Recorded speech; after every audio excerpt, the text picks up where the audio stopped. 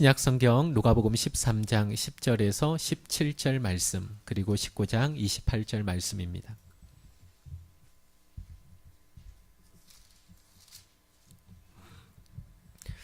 신약성경 118면에 있습니다.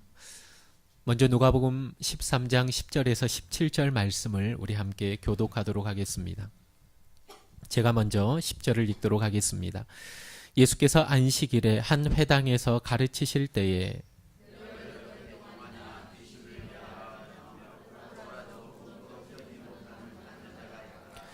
예수께서 보시고 불러 이르시되 여자여 내가 내 병에서 놓였다 하시고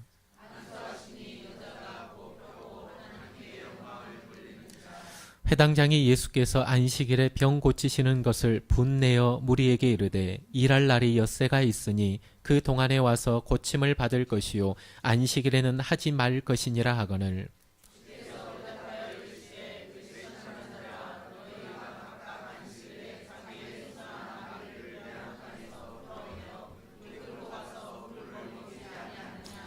그러면 18해 동안 사탄에게 매임받은 이 아브라함의 딸을 안식일에 이 매임에서 푸는 것이 합당하지 아니하냐.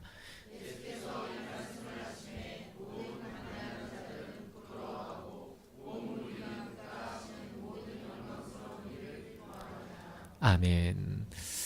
누가복음 19장 28절 말씀은 우리 함께 같이 읽도록 하겠습니다. 시작. 예수께서 이 말씀을 하시고 예루살렘을 향하여 앞서서 가시니라. 아멘. 바라봄의 차이라는 제목으로 하나님의 말씀을 전하도록 하겠습니다. 고대 카르타고의 명장이었던 한니발, 이 사람은 한쪽 눈을 잃은 사람입니다. 한쪽밖에 눈이 없는 사람이죠. 하루는 화가를 불러 자신의 초상화를 그리게 하였습니다. 화가는 놀라울 정도로 똑같은 장군의 모습을 그렸지만 그러나 완성된 자신의 초상화를 본 이 한니발 장군은 크게 화를 내면서 그 사람을 감옥에 가두어 버렸습니다. 이유는 왜 자신을 장애인으로 그렸냐라는 거예요. 사실 장애인이 맞지요. 한쪽 눈을 잃고 한쪽 눈만 가지고 있었던 이 사람. 그런데 화가가 놀라울 정도로 똑같이 그렸는데 왜 나를 장애인으로 그렸냐 하면서 그 사람을 감옥에 넣어버렸습니다. 이번에는 두 번째 화가가 장군의 초상화를 그리기 시작하였습니다. 이 화가는 앞서 벌어진 사건을 잘 알고 있었기에 어떻게 장군의 얼굴을 그릴까 고민하다가 전에 그렸던 화가와는 다르게 한쪽 눈이 없지만 한쪽 눈이 있는 것처럼 그렇게 그 한니발 장군을 그렸습니다. 그런데 이번에도 한니발은 화를 내면서 그 화가를 감옥에 넣어버렸습니다. 이유는 자신은 눈이 하나밖에 없는데 눈을 두 개나 그렸으니 이 그림은 자신이 아니다라는 겁니다. 처음에 화가는 정확하게 그렸죠. 그런데 왜 자기 자신을 장애인으로 그렸냐? 두 번째 화가는 그것을 알고 한쪽 눈을 실명했지만 한쪽 눈이 성한 것처럼 그렸습니다. 그런데 이 사람마저도 나는 한쪽 눈을 잃었는데 왜 이렇게 그렸느냐라고 이 사람을 감옥에 넣어버린 것이죠. 세 번째 화가를 불렀습니다. 그 화가는 이렇게 생각했습니다. 이제 나도 죽었구나. 나도 감옥에 갇힐 수밖에 없겠구나. 한쪽 눈을 정직하게도 그렇다고 과장해서도 그릴 수 없는 상황을 그 사람은 잘 알고 있었기 때문입니다. 하지만 얼마 후에 그는 살아서 자기 집으로 돌아가게 되었습니다. 구사일생으로 돌아온 화가를 반겨맞은 가족과 이웃들이 도대체 어떻게 살아나왔냐라고 질문을 했습니다. 그랬더니 이 사람은 이렇게 대답합니다. 나는 온전한 눈이 있는 옆모습을 그렸습니다. 온전한 눈이 있는 옆모습을 그리고 살아남을 수 있었습니다. 그 화가는 한니발을 정면으로 바라보고 그리지 않았습니다. 한쪽 눈이 온전한 옆모습을 보면서 그림을 그린 것입니다. 여러분, 하나의 사실을 어떠한 방향에서 바라보고 평가하느냐라는 것은 대단히 중요한 겁니다. 이것을 우리는 관점이라고 말합니다. 사물을 관찰할 때 그것을 바라보는 방향이나 생각하는 태도를 말할 때 이것을 관점이라고 말합니다. 사랑하는 성도 여러분, 삶은 관점의 문제, 바라봄의 문제가 아닐까요? 인생의 10%는 우리에게 무슨 일이 일어나느냐이고 나머지 90%는 그 일이 일어나는 것에 우리가 어떻게 반응하느냐에 달려 달라진다라고 얘기합니다. 여러분, 실패는 넘어지는 것이 아닙니다. 다시 일어나려고 하지 않는 것이 실패입니다. 우리가 넘어졌을 때 그 넘어진 상황 속에서 어떠한 태도를 취하느냐에 따라서 우리의 삶이 달라진다라는 것입니다. 그렇기 때문에 삶은 관점의 문제이고 바라봄의 문제일 것입니다. 인생을 살다 보면 문제에 부딪힐 때가 있습니다. 그런데 사람마다 그 문제를 바라보는 관점이 다 다르다라는 겁니다. 세계 최고의 암 전문 병원으로 평가받는 텍사스 대학교 앤더스 암센터라는 곳이 있습니다. 이곳에 김의신 박사라고 하는 분이 거기에 근무를 하는데 세계적으로 아주 탁월한 암 전문 박사입니다. 미국 최고의 의사로 2번이나 뽑힐 정도로 그 분야에서 탁월함을 인정함을 받은 사람이죠. 그런데 이 사람이 병원에서 근무할 때 하루에 들어오는 암 환자가 3,500명이 넘었다고 합니다. 그 중에 3분의 1이 외국인이었는데 우리나라 사람들이 하루 평균 약 50명에서 60명 정도가 되었다고 합니다. 그런데 이상하게도 우리나라 환자들의 치료가 제일 안 되었다고 합니다. 그 수많은 사람들 중에, 그 수천 명의 사람들 중에 한국 사람이 약 50명에서 60명 정도 하루에 끊임없이 찾아오는데 그 사람들을 지켜본 결과 한국 사람, 우리나라 사람이 잘 치료가 안 되었다고 합니다. 왜 치료가 잘 안 되었는지 살펴보니까 바로 암을 바라보는 태도의 문제였다고 합니다. 예외 없이 근심 걱정이 많았다고 하죠. 암에 걸린 어떤 사업가는 자기가 없으면 회사가 망하는 건 둘째치고 대한민국이 망한다고 생각할 정도였다고 합니다. 또 어떤 여자 환자는 치료하기도 전에 남편이 어떤 여자와 결혼하여 우리 애들에게 어떻게 할까 그런 걱정을 했다고도 합니다. 암에 걸린 미국 환자들을 그렇게 많이 상대해도 우는 사람을 거의 본 적이 없는데 한국 사람은 들어오자마자 대성통곡을 한다고 합니다.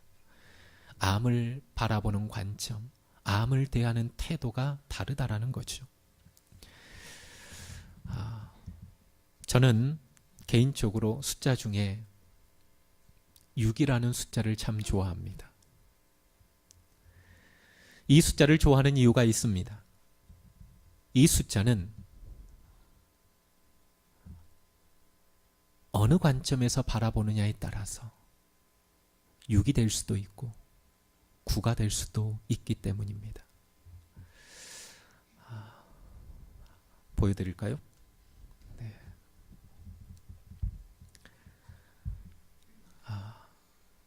내 편에서 보면 6이 되는 거죠.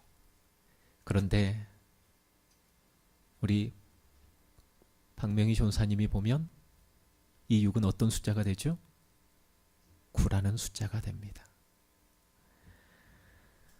여러분, 교회 공동체에 어려움이 생길 때가 있습니다. 다툼이 일어날 때가 있죠. 그런데 쉽게 해결되지 않는 이유가 무엇일까요? 바로 관점의 차이입니다. 바라봄의 차이입니다. 바라보는 방향에 따라서 이 6이라는 숫자는 6이 될 수도 있고 9가 될 수도 있다라는 겁니다. 그런데 우리는 서로 내가 맞고 너는 틀렸다라고 얘기합니다. 아닙니다. 사실 6이 될 수도 있고 9도 될 수도 있다라는 겁니다. 사실 나도 맞고 너도 맞을 수 있다라는 겁니다. 나도 교회를 위하지만 상대방도 교회를 위한다라는 겁니다. 무슨 얘기입니까? 서로 바라보는 위치가 다르기 때문입니다. 서로 바라보는 관점이 다르다라는 겁니다. 문제가 해결되는 것 간단합니다. 내가 위치를 옮겨보면 됩니다.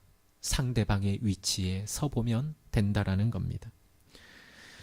오늘 본문은 한 사람을 두고 회당장과 예수님의 관점의 차이를 볼 수 있습니다.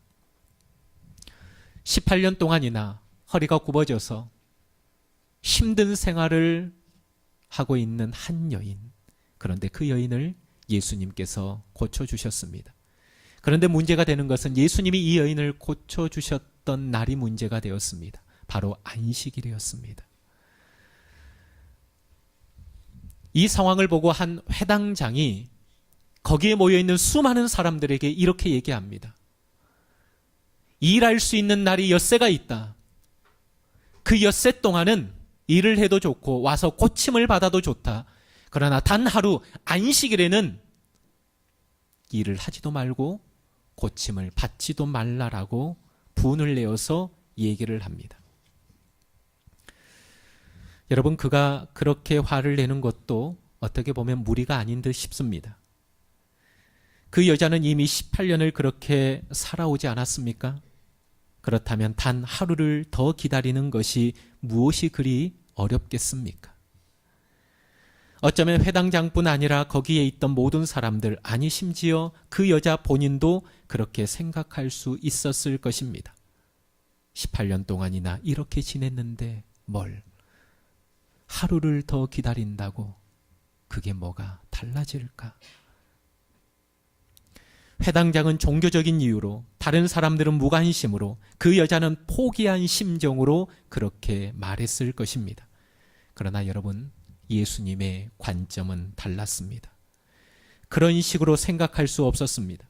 예수님의 생각도 같은 말로 표현할 수 있습니다. 18년 동안이나 거기에 있는 수많은 사람들이 바라봤던 관점, 18년 동안이나 사람들은 그렇게 바라봤습니다. 그러나 예수님도 18년 동안이나 라고 바라봤지만 예수님의 결론은 달랐다라는 것입니다.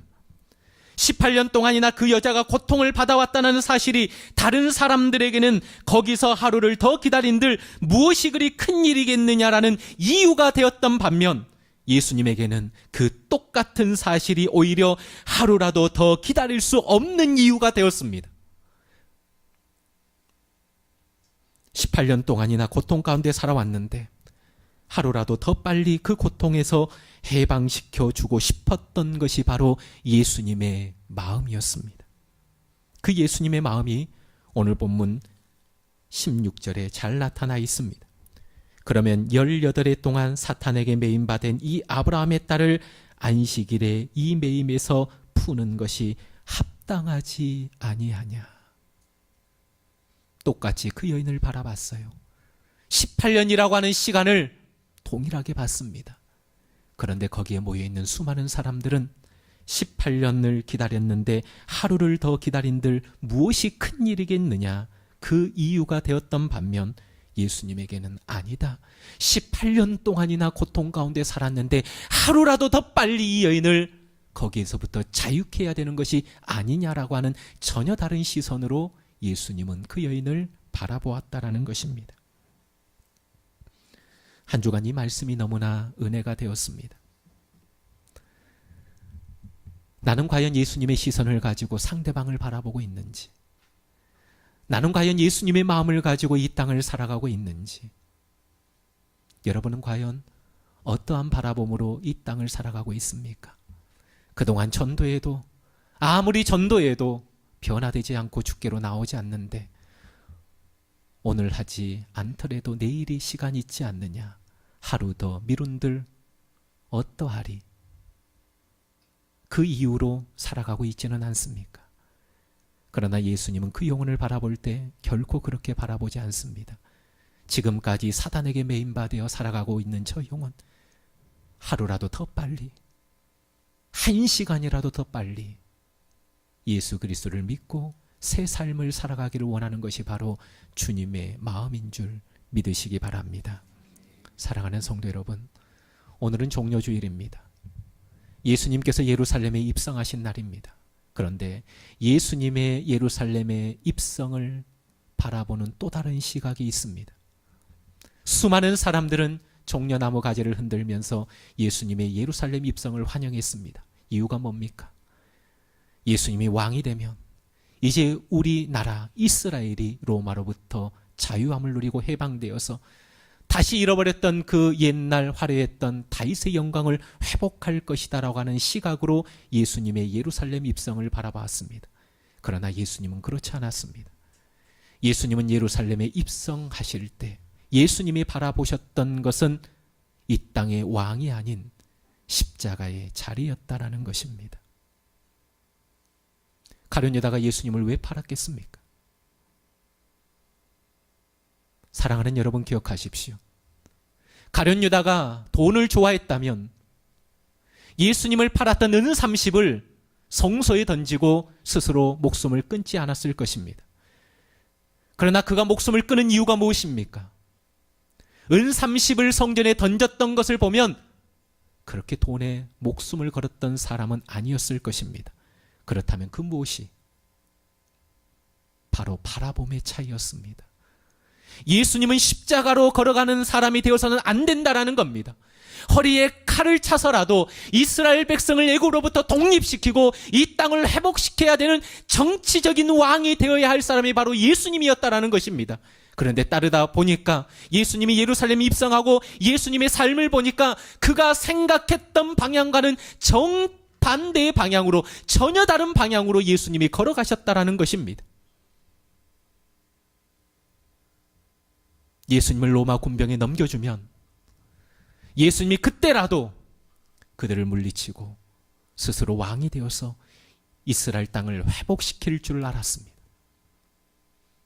그런데 힘없이 로마 군병들에게 잡혀갔고 힘없이 십자가에 달려 죽는 모습을 봤을 때, 아, 이것이 아니구나. 자기가 꿈꿨던 메시아, 자신이 바라봤던 그 관점의 메시아, 그분이 아니었다라는 것을 가룟 유다는 깨닫게 됩니다. 사랑하는 성도 여러분, 여러분은 지금 예수님을 어떠한 관점으로 바라보고 계십니까? 어떠한 시각으로 종료주를 맞이하고 오늘부터 시작되어지는 고난주간을 걸어가시렵니까? 우리가 놓치지 말아야 할 바라봄이 있습니다. 사랑하는 성도 여러분, 기억하십시오. 예수 그리스도를 십자가 위에 죽인 것이 누구입니까? 예수 그리스도를 십자가 위에서 죽인 자가 누구입니까? 착각하지 마십시오. 빌라도의 재판도 아닙니다. 로마 군병의 채찍질도 아닙니다. 로마 군병들의 창도 아닙니다. 여러분, 예수 그리스도를 십자가 위에 죽인 것은 바로 우리를 향한 하나님의 놀라운 사랑이었습니다. 그 사랑을 보지 못하고 오늘부터 시작되어지는 고난주간을 걸어간다면 우리는 성경 속에서 실패의 걸음을 걸었던 그 사람들의 모습과 동일할 것입니다. 이 한 주간 고난주간을 보내면서 예수 그리스도를 십자가에 내어주시기까지 우리를 사랑하신 그 하나님께 초점을 맞추고 하루하루 고난의 시간을, 그 고난주간을 보내시는 저와 여러분들이 되시기를 주님의 이름으로 축복합니다. 그렇습니다. 오늘 이 시간 우리가 성찬으로 나아갈 때 예수 그리스도를 십자가에 내어주시기까지 우리를 사랑하신 그 하나님의 놀라우신 사랑이 다시금 여러분들의 가슴 속에 채워지는 이 시간이 되어지기를 간절히 소원합니다.